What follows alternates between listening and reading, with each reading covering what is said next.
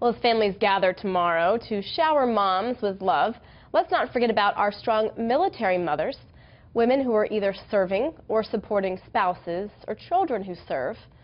A new version of the beloved Chicken Soup for the Soul series is out this month, and it features stories of faith, love, and bravery, all from America's military families. Joining me now is the author, Amy Newmark. Thank you so much for joining me, Amy. Oh, thanks, Elizabeth. It's really wonderful to be on talking about these amazing families. So Chicken Soup for the Soul is obviously a favorite for so many folks. What is so unique about this particular version? It's the first one we've ever done that's just for military families. We've done veterans in the past. We've done military wives.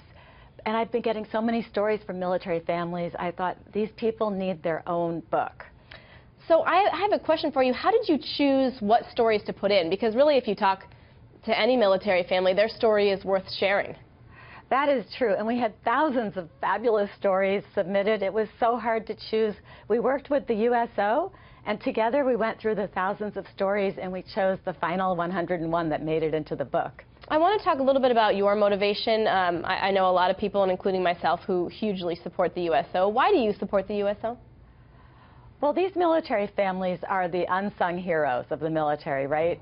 So I know half of 1% of all Americans serve in the military, and the other 99.5% just sit here easy while they're sacrificing for us, and their families are sacrificing too. And so it was really important for us to support them, and the USO supports the service members and their family members during the whole time they're in the service. And I didn't realize until very recently that the USO depends on private donations. Yep. So the royalties from our book are going to the USO.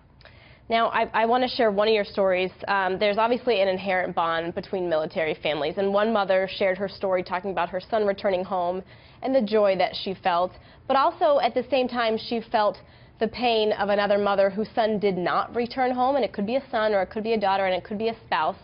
So my question to you is, why is it so important that anybody read this book? You know, people who may not aren't privy to the very challenging lives that military families face. I think as an American, it's really important to understand what these military families are doing for us.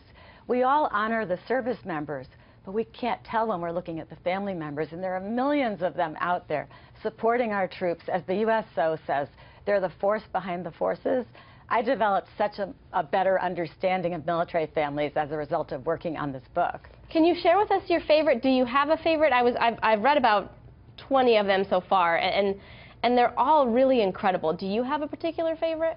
Well, there's one woman, Jamie Handling, who wrote in that she had a baby and her husband couldn't be with her because he was off being trained in military intelligence. And she was so surprised when she brought her baby home from the hospital. Her mom had helped her.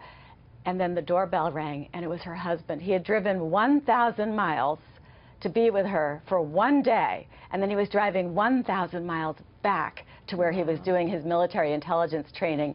And that just shows what our troops go through to be with their family members and what the family members go through for us.